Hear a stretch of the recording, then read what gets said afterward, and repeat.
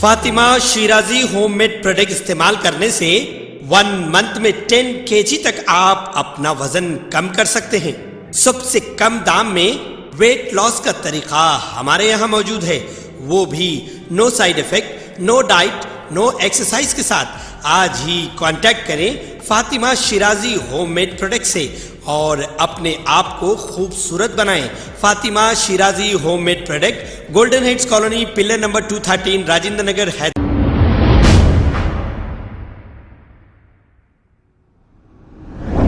अस्सलाम वालेकुम नाजरीन, 7H न्यूज़ में आपका इस्तकबाल है। MBT spokes person Amjadullah Khan Khalid ने एक अपना बयान जारी करते हुए AIMIM पार्टी के 65 साल मुकम्मिल होने पर और मोहम्मद खदीर खान केस के ताल्लुक से क्या कहा, आइए सुनते हैं इन्हीं की ज़ुबानी। अस्सलाम वालेकुम, मैं अमजदुल्ला खान, स्पोक्समैन MBT। जैसा कि आप लोगों से वादा किया गया था कि आज मैं आपके दरमियान में लाइव आकर 2 मुद्दों पर आपसे गुफ्तगू करना चाह रहा था। पहला मुद्दा ये है कि कल जो है मजलिस इत्तेहादुल मुस्लिमीन का अहिया का 65वां साल मनाया गया है और मोहम्मद खदीर ख़ान जो मेदक पुलिस के जुल्म का शिकार होते हुए जिसको मार दिया गया है, उसके बारे में आपको अपडेट देने का था। पहले तो मजलिस इत्तेहादुल मुस्लिमीन के अहिया के बारे में मैं आपको बतलाना चाहता हूँ कि मजलिस इत्तेहादुल मुस्लिमीन क़ायम होकर 65 साल नहीं हुए, बहुत साल हुए। कायदे मिल्लत नवाब बहादुर यार जंग अलैहिर्रहमा हिंदुस्तान की आज़ादी से पहले, जबकि यहाँ पर निज़ाम का दौर था, जब मजलिस इत्तेहादुल बैनुल मुस्लिमीन का क़याम अमल में लाया था। बाद में उसको मजलिस इत्तेहादुल मुस्लिमीन में तब्दील किया गया, बाद में उसको ऑल इंडिया मजलिस इत्तेहादुल मुस्लिमीन का नाम दिया गया। तो ये जो अहिया का ड्रामा है, ये एक नया ड्रामा है अहिया का कि इनके दादा हज़रत जब से अब्दुल वाहिद ओवैसी मजलिस के सदर बने, वहाँ से इसको काउंट किया जाता है और कौम को इंटरवल के बाद से स्टोरी सुनाई जाती है, इंटरवल से पहले की स्टोरी नहीं सुनाई जाती है।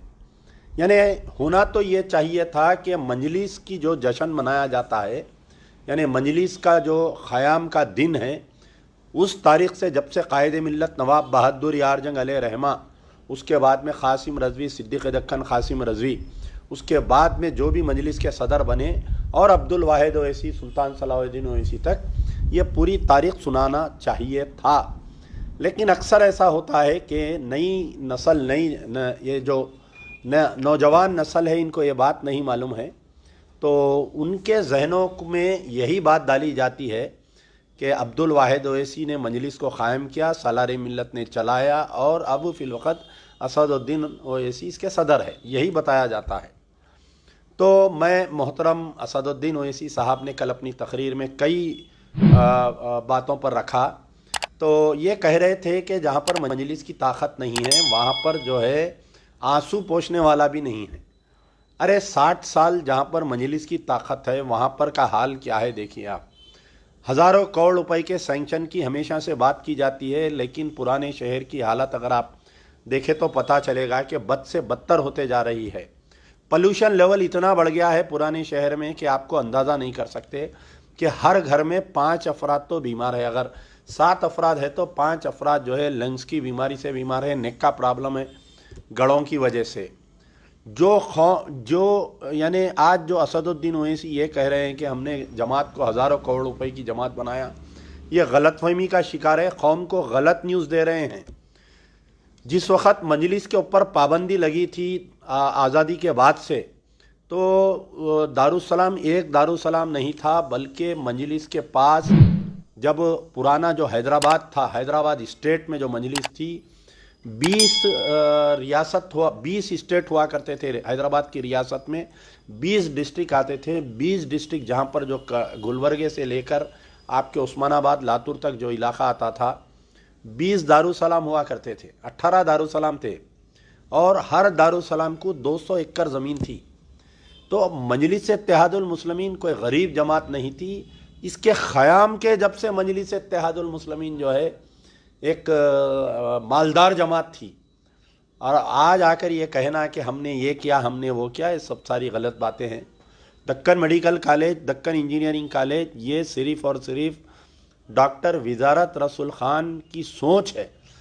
जिस वक़्त नादेल्ला भास्कर राव चीफ मिनिस्टर बने थे, ये तमाम एमएलएस कई लोगों को मालूम नहीं, दारुसलाम ये आपके इंजीनियरिंग कॉलेज और मेडिकल कॉलेज, तो मैं थोड़ा उसमें वाजे करना चाहता हूँ कि एन.टी. रामाराव का पीरियड था। एन.टी. रामाराव ने ये चारों एमएलएस को, ख्वाजा अबू सईद जो याकूतपुरे के एमएलए थे, और हमारे कारवान से सैयद सज्जाद साहब एमएलए थे, डॉक्टर विजारत रसूल खान साहब आपके आसिफ नगर के एमएलए थे, गाजी मिल्लत चंद्रायन गुट्टे के थे, चार मीनार से सुल्तान नहीं चंद्रायन गुट्टे से गाजी मिल्लत अलहाज मोहम्मद अमानुल्लाह खान, चार मीनार से सुल्तान सलाहुद्दीन ओवैसी, ख्वाजा अबू सईद याकूतपुरे से, कारवान से बाखर आगा साहब एमएलए थे। चारों एमएलएस को काले पानी की सज़ा में भेज दिए थे अंडमान निकोबार आइलैंड में। रातें रात तख्ता पलट हुआ।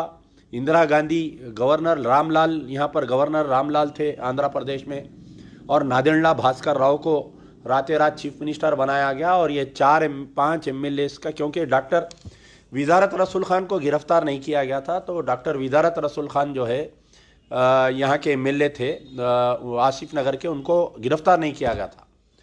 तो नादेंडला भास्कर राव चीफ मिनिस्टर उनसे बात करने के लिए बुलाए और बोले कि मजलिस की तायीद हमको देना चाहिए। तो विजारत रसूल खान ये शर्त रखे थे कि मेडिकल कॉलेज देना और इंजीनियरिंग कॉलेज देना। जिस वक्त इन एमएलएस को वापस छुड़ा कर लेकर आए, वहीं अपने दफ्तर सीएम के ऑफिस में बैठकर एक पेपर पे एप्लीकेशन दिए और उनका परमिशन मिल गया था। जब सुल्तान सलाहुद्दीन ओवैसी और दीगर एमएलएस को हेलीकॉप्टर से वापस लाए, बेगमपेट एयरपोर्ट से हैदरगुड़ा घर पर लाए जुलूस की शक्ल में, मैं भी उसमें मौजूद था। जब विजारत रसूल खान जाकर सुल्तान सलाहुद्दीन ओवैसी को फ़ाइल पेश किए, तो फ़ाइल उठाकर मुंह पे फेंक दिए, बोले कि ये कॉलेजेस कौन चलाएंगा। बाद में ये कॉलेजेस को जो है इसका एफिलिएशन फिर से एन.टी. रामाराव जब चीफ मिनिस्टर बने तो ये कॉलेजेस का एफिलिएशन रोक दिए थे। तो ये विजारत रसूल खान अपने 30 प्रॉपर्टीज़ को गिरवी रखते हुए, यानी एज ए गारंटर रखते हुए कॉलेज का परमिशन लेकर आए और 1 साल तक कॉलेज चलाए। बाद में खान लतीफ़ खान दिलीप कुमार से बात करके, दिलीप कुमार एन.टी. रामाराव से बात करके इस कॉलेज का एफिलिएशन दिलाए, एनओसी दिलाए। तो ना तो उसमें अकबरुद्दीन ओवैसी का कोई रोल था, ना तो उसमें असदुद्दीन ओवैसी का कोई रोल था। आज अकबरुद्दीन ओवैसी दारुसलाम के दामन में, वो पाक ज़मीन दारुसलाम जहाँ पर हमारे आबा अजदाद ने अपनी सरों की कुर्बानी दी और अपनी इज़्ज़तों को लूटने से बचाने के लिए वहाँ पर ठहर कर नारे तकबीर की गूंजें लगाई, वहाँ पर ठहर कल पाक सरजमीन पर फेकम फाक चल रही थी कि हमने कॉलेज कायम किया, हमने वो किया। बेटा, आपने कुछ नहीं किया। मेडिकल कॉलेज, इंजीनियरिंग कॉलेज, ये जो है डॉक्टर विजारत रसूल खान की देन है। और आईटीआई जो दारुसलाम में क़ायम किया गया था, वो सिर्फ़ और सिर्फ गाजी मिल्लत अलहाज मोहम्मद अमानुल्लाह खान की देन है। कई लोग ये भूल जाते हैं। कल असदुद्दीन ओवैसी एक बात कह रहे थे कि कोई शिफाली का जिक्र कर रहे थे कि कोई ये ख़वातीन है शिफाली, कई ज़माने से दारुसलाम में आकर बैठते हैं, मजलिस के रुफ़क़ा से बात करते हैं और सालार मिल्लत के ऊपर पीएचडी किए हैं, मजलिस के ऊपर कई की थीसिस लिखे हैं। तो वो शिफाली को ये याद है कि सुल्तान सलाहुद्दीन ओवैसी की शादी के दिन रात में, यानी उनकी सुहागरात के दिन जो है, एक टेलीफोन आता है और वो अपनी दुल्हन को छोड़कर जो है गोलकुंडा किले, कहीं फिसाद होता है, लाड़ बाज़ार में चले जाते हैं। वो शिफाली को ये याद नहीं है कि 11 महीने जब मजलिस इत्तेहादुल मुस्लिमीन पर पाबंदी लगाए थे, तो फ़ख्र मिल्लत अब्दुल वाहिद ओवैसी और सुल्तान सलाहुद्दीन ओवैसी को जेल में डाल दिया गया था। तो 11 महीने दारुसलाम को खोलकर, दारुसलाम तो कुफल था, दारुसलाम को खाली गेट में अंदर जाने की इजाज़त थी, बिल्डिंग को ताला मार दिया गया था।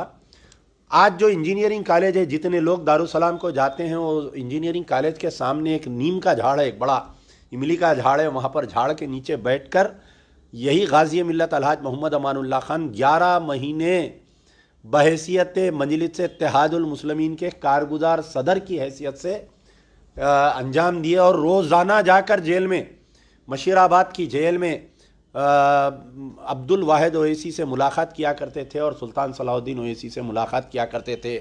वो शिफाली से मैं भी मिलना चाहता हूँ कि आप जो है सिर्फ आधी हिस्ट्री क्यों लिख रहे हैं। हो सकता है कि शिफाली को ये सब बातें मालूम होंगी, लेकिन किसी के दबाव में उन्होंने मजलिस की तारीख को तोड़ मोड़ कर पेश किया गया। जिस तरीके से हिंदुस्तान की आज़ादी में कई मुसलमानों ने, कई उलमाओं ने अपनी जान दी, लेकिन जो आरएसएस के लोग तारीख़ लिखते हैं मुसलमानों की तारीख़ को मिटाकर सिर्फ़ और सिर्फ उनकी तारीख़ को पेश किया जाता है, उसी तर्ज अमल पर मजलिस इत्तेहादुल मुस्लिमीन में मुझे आज भी याद है कि आज बहुत बड़ी बड़ी बातें कर रहे हैं असदुद्दीन और सुल्तान सलाहुद्दीन ओवैसी। मेरी इस बात की गवाही मुमताज़ अहमद ख़ान एमएलए अभी बक़ैद हयात है वो देंगे कि मरहूम मोतमद मजलिस इत्तेहादुल मुस्लिमीन ग़ुलाम गौस खान साहब जो मुग़लपुरे में रहते थे, 25 साल बग़ैर तनख्वाह के सिर्फ रिक्शे का किराया लेते थे। बेचारे मुग़लपुरे से दारुसलाम आते थे, दारुसलाम से मुग़लपुरा आते थे। अक्सर जो है मुमताज़ अहमद ख़ान साहब उनको रिक्शे का किराया देते थे क्योंकि वो मुमताज़ अहमद ख़ान के महल्ले में रहते थे। तो वैसे आदमी जो ग़ुलाम गौस खान साहब मोतमद, खबर है शहर की, खबर है गाँव की, खबर है सारी दुनिया की। 7H न्यूज़ पसंद आए तो लाइक कीजिए, शेयर कीजिए और सब्सक्राइब करना ना भूलें। 7H news.